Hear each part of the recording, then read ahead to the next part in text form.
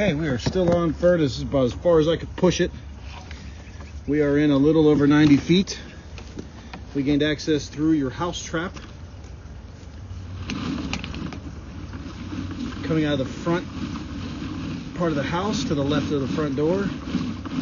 We're looking at SDR. So this thing does wrap around the house a good bit. You can tell by all the elbows that we're gonna pull back and show you. Already saw one.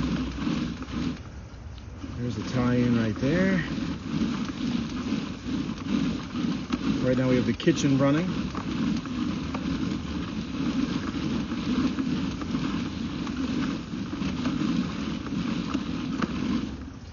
There's another turn. There's another turn.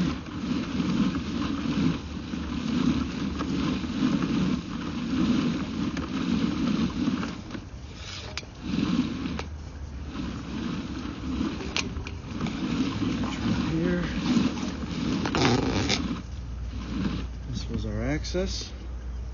Here's your front door.